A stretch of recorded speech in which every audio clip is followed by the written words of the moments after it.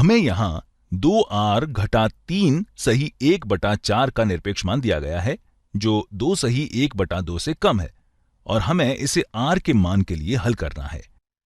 हमें सबसे पहले इस निरपेक्ष मान को सरल करना है, और इसे समझने के लिए मान लीजिए कि अगर x का निरपेक्ष मान 2 सही 1/2 से कम है, तो इसका मतलब यह है कि x से 0 तक की दूरी 2 सही 1/2 से कम है। हम इसे ऐसे भी कह सकते हैं कि x 2 सही 1/2 से कम होगा और x ऋणात्मक 2 सही 1/2 से ज्यादा होगा। चलिए इस बारे में सोचते हैं।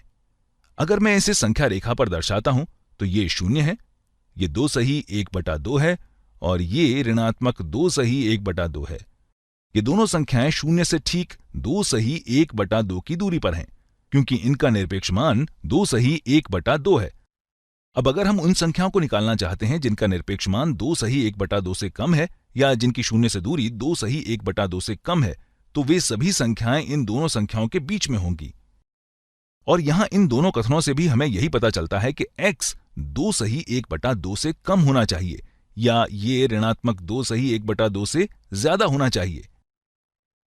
अगर ये निरपेक्ष मान 2 सही 1/2 से ज्यादा होता तो ये संख्याएं इस संख्या रेखा पर 2 सही 1/2 से बाहर होती और यहां पर हम और की जगह या लिखते, लेकिन हमें यहां से कम वाली स्थिति दी गई है और हमने इसे x के लिए हल कर लिया है। अब इसी तरह इसकी भी 0 से दूरी 2 सही 1/2 से कम होनी चाहिए।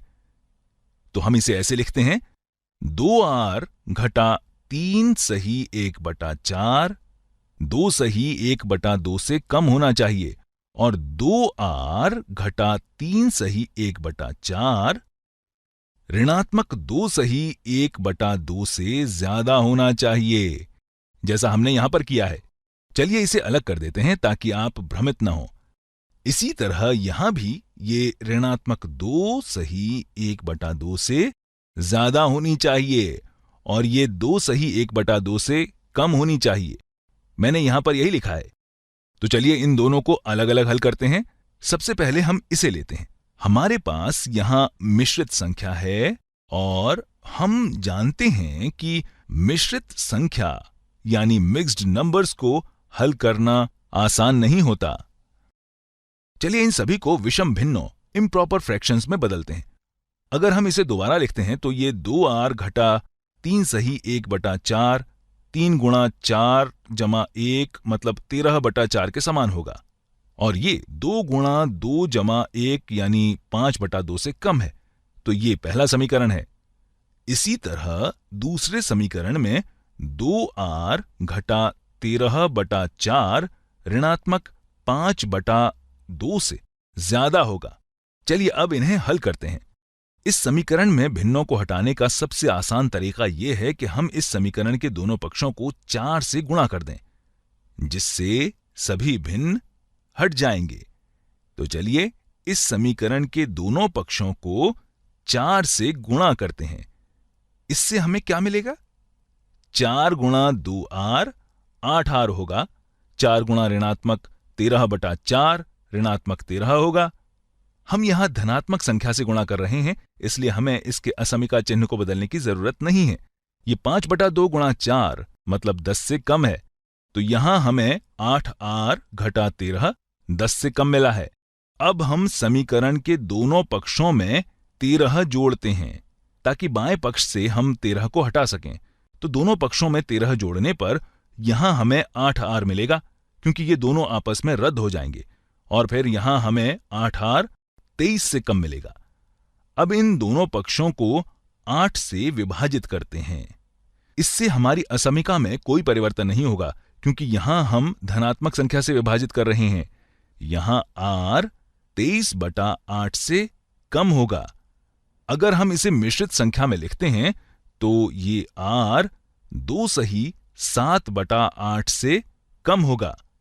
तो ये हमारी पहली स्थिति थी, लेकिन अभी हमें इस दूसरी स्थिति को भी हल करना है। चलिए इसे हल करते हैं। तो इस स्थिति में हमें पता चलता है कि 2r घटा 13/4 ऋणात्मक 5/2 से ज्यादा होना चाहिए। चलिए समीकरण के दोनों पक्षों को 4 से गुणा करते हैं। तो 4 गुणा 2r 8R होगा। फिर 4 गुणा ऋणात्मक 13/4 ऋणात्मक 13 होगा, जो ऋणात्मक 5/2 गुणा 4 यानी ऋणात्मक 10 से ज्यादा है। अब इस समीकरण के दोनों पक्षों में 13 जोड़ते हैं। बाएं पक्ष में ये दोनों रद्द हो जाएंगे और यहां सिर्फ 8R बचेगा, जो ऋणात्मक 10 जमा 13 मतलब 3 से ज्यादा है। अब अगर हम दोनों पक्षों को 8 से विभाजित करते हैं तो हमें R 3/8 से ज्यादा मिलेगा। तो ये पहली स्थिति में R 2·7/8 से कम है और दूसरी स्थिति में 3/8 से ज्यादा है। या फिर हम इसे ऐसे लिखते हैं, R 3/8 से ज्यादा है, या हम कह सकते हैं कि 3/8 R से कम है और ये R 2·7/8 से कम है। चलिए अब इसे संख्या रेखा पर दर्शाते हैं। तो ये हमारी संख्या रेखा है। ये 0, 1, 2 और 3 है। यहां R 2·7/8 से कम होना चाहिए। मान लीजिए ये 2·7/8 है और R 3/8 से ज्यादा होना चाहिए, जो लगभग यहां पर होगा। अब इन दोनों के बीच के सभी मान वैध हल होंगे। हम सत्यापित भी कर सकते हैं कि ये वैध मान हैं। यहां एक वैध हल है। चलिए इसे सत्यापित करते हैं। यहां 2 गुणा 1 घटा 3 सही 1/4 है। इसे सरल करने पर हमें 2 घटा 3 सही 1/4 मिलेगा। तो अब 2 घटा 3 सही 1/4 किसके बराबर होगा? इसे सरल करने पर हमें ऋणात्मक 1 सही 1/4 मिलेगा। लेकिन यहां हम इसका निरपेक्ष मान ले रहे हैं, इसलिए ये 1 सही 1/4 होगा, जो निश्चित रूप से 2 सही 1/2 से कम है। चलिए अब हम 0 लेते हैं और इस आधार पर 0 एक वैध मान नहीं है। तो यहां 0 रखने पर क्या होगा?